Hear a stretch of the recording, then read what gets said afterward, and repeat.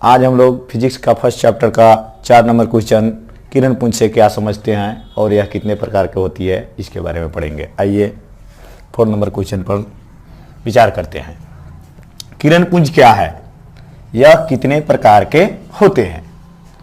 सबसे पहले यह बात हमको जानना है कि किरण पुंज है क्या, किरण पुंज कहते किसे है, किरण पुंज से क्या तात्पर्य है और किरण पुंज कितने प्रकार के होते हैं।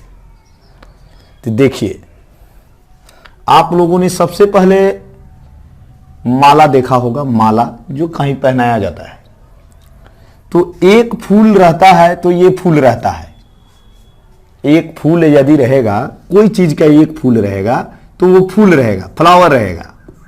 जब उसी फूल को सुई के द्वारा एक धागा में पिरो दिया जाता है तो उसका नाम माला हो जाता है, उसका नाम माला हो जाता है। ठीक उसी तरह जब प्रकाश की एक किरण जब होती है तो वह किरण होती है, और जब किरणों का समूह होता है, जब सभी किरण एक साथ मिल जाती है तो उस किरण के समूह को किरण पुंज कहा जाता है।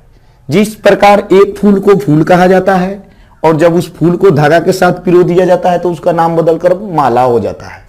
ठीक उसी प्रकार एक किरण को एक किरण कहा जाता है और 5000 किरण, 10,000 किरण जब एक साथ मिलती है तो वो किरण पुंज कहलाती है। अर्थात कुल मिलाकर किरणों के समूह को किरण पुंज कहा जाता है। किरणों के समूह को क्या कहा जाता है, किरण पुंज कहा जाता है। प्रकाश के एक किरण रहता है तो वो किरण रहता है, और जब प्रकाश के अनेक किरणों एक साथ मिलती है तो वो किरण पुंज बन जाती है। जिस तरह फूल एक रहता है तो फूल रहता है, और जब अनेकों फूल को एक साथ कर दिया जाता है तो वह माला बन जाता है। ठीक उसी प्रकार जब एक प्रकाश का किरण रहता है तो किरण रहता है, और अनेकों प्रकाश की किरण जब एक साथ मिलती है तो यो किरण पुंज बन जाती है। अर्थात किरणों के समूह को किरण पुंज कहा जाता है। यह जो किरण पुंज होता है यह 3 प्रकार के होते हैं। किरण पुंज 3 प्रकार के होते हैं। एक में अभिसारी किरण पुंज, 2 में अपसारी किरण पुंज, 3 में समांतर किरण पुंज। किरण पुंज जो होता है 3 प्रकार के होता है, अभिसारी किरण पुंज, अपसारी किरण पुंज और समांतर किरण पुंज। अब इसके बारे में हम जानेंगे बारी बारी से। ये अभिसारी किरण पुंज है और ये अभिसारी किरण पुंज का फिगर है। तो वैसा किरण पुंज जिसमें प्रकाश की किरणें किसी प्रकाश स्रोत से निकले और आगे बढ़ने पर उसकी बीच की दूरी घटती जाए और जाकर किसी बिंदु पर मिल जाए, वैसे किरणों के ऐसे समूह को अभिसारी किरण पुंज कहा जाता है। यानी कहने का मतलब, मान लीजिए कि यह प्रकाश स्रोत है, यहां से यह प्रकाश की किरण निकली, जब यहां पर जब यह प्रकाश की किरण है तो इसके और इसके बीच में बहुत ज्यादा दूरी है, और यहां से प्रकाश की किरण निकली और आगे बढ़ने पर उसकी बीच की दूरी घटती गई, और घटते घटते एक समय ऐसा आया कि आकर वह एक बिंदु पर मिल गई। तो किरणों के ऐसे समूह को अभिसारी किरण पुंज कहा जाता है। कुल मिलाकर वैसा किरण पुंज जो प्रकाश स्रोत से निकले, जब प्रकाश स्रोत से प्रकाश की किरण निकले और आगे बढ़ने पर उसकी बीच की दूरी घटती जाए और एक बिंदु पर मिल जाए घटते घटते, तो उस किरण पुंज को अभिसारी किरण पुंज कहा जाता है। जो आपके सामने फिगर है अभिसारी किरण पुंज का फिगर है, क्योंकि यहां से प्रकाश स्रोत से ही प्रकाश की किरण निकल रही है और आगे बढ़ने पर इसकी बीच की दूरी ज्यों-ज्यों आगे बढ़ रही है त्यों इसकी बीच की दूरी घट रही है और घटते घटते इस बिंदु पर मिल जा रही है। इसलिए यह अभिसारी किरण पुंज का उदाहरण है। अब आते हैं हम अपसारी किरण पुंज पर। ये जो आपको है अपसारी किरण पुंज का फिगर है। ये जो किरण है अपसारी किरण है, अपसारी।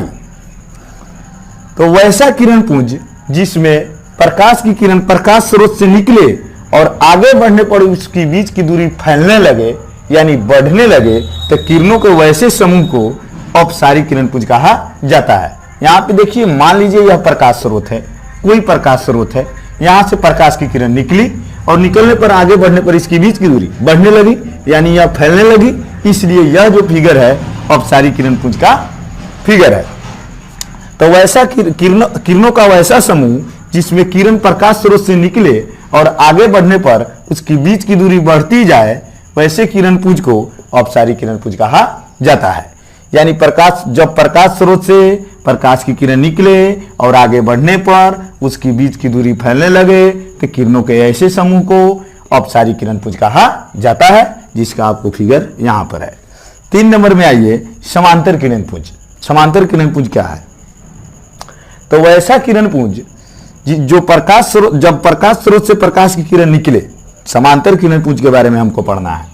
जब प्रकाश स्रोत से, मान लीजिए कि यह प्रकाश स्रोत है, मान लीजिए यह प्रकाश स्रोत है, जब प्रकाश स्रोत से 3 गो प्रकाश की किरण निकल रही है, 3 नहीं अनेकों निकल सकती है, तो मान लीजिए कि ये प्रकाश स्रोत है, तो जब प्रकाश स्रोत से प्रकाश की किरण निकले और आगे बढ़ने पर हर जगह उसकी बीच की दूरी बराबर रहे, कभी वो आगे बढ़ने पर एक जगह मिलती नहीं है, हर जगह समानांतर रहती है, यानी हर जगह उसके बीच की दूरी बराबर रहती है, तो किरणों के ऐसे समूह को समांतर किरणपुंज कहा जाता है, जो आपका फिगर यह समांतर किरणपुंज का है।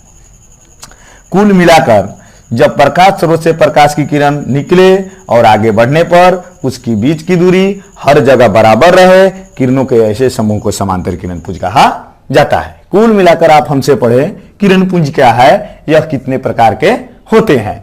जिस प्रकार एक फूल होता है और फूलों को जब धागा के साथ पिरो दिया जाता है तो इसका नाम बदलकर माला हो जाता है, ठीक उसी प्रकार एक किरण होता है। जब ऐसे अनेकों किरण जब एक साथ मिलेगी तो यह किरणपुंज कहलाती है। यानी किरणों के समूह को, फूलों के समूह को माला कहा जाता है, ठीक उसी प्रकार किरणों के समूह को किरणपुंज कहा जाता है। किरणपुंज क्या है? तो किरणों के समूह को किरणपुंज कहा जाता है। ये जो किरणपुंज होता है, इसमें 2 क्वेश्चन है, यह कितने प्रकार के होते हैं उसके बारे में भी जानना है।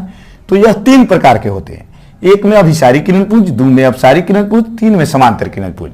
अभिसारी किरणपुंज जब प्रकाश स्रोत से प्रकाश की किरण निकले और आगे बढ़ने पर उसकी बीच की दूरी घटने लगे तो किरणों के ऐसे समूह को क्या कहा जाता है? अभिसारी किरणपुंज कहा जाता है। देखिए यहां इसकी बीच की दूरी घट रहा है। 2 में अपसारी किरणपुंज, जब प्रकाश स्रोत से प्रकाश की किरण निकले और आगे बढ़ने पर उसकी बीच की दूरी बढ़ने लगे, यानी आगे बढ़ने पर उसकी बीच की दूरी फैलने लगे, तो किरणों के ऐसे समूह को अपसारी किरणपुंज कहा जाता है, जिसका फिगर आपके सामने है। 3 नंबर में समांतर किरणपुंज, जब प्रकाश स्रोत से प्रकाश की किरण निकले और आगे बढ़ने पर उसकी बीच की दूरी हर जगह बराबर रहे, यानी आगे बढ़ने पर वो प्रकाश की किरण हर जगह एक दूसरे के समानांतर रहे, तो किरणों के ऐसे समूह को समांतर किरणपुंज कहा जाता है। कुल मिलाकर आप पर किरणपुंज क्या है और यह कितने प्रकार के होते हैं, और होते हैं 3 प्रकार के, उसका डिफिनेशन कुल पढ़े आप। यदि हमारा वीडियो आपको पसंद आया हो तो लाइक करें, शेयर करें, और नहीं समझ में आ रहा है तो आप वीडियो के नीचे कमेंट करें। धन्यवाद।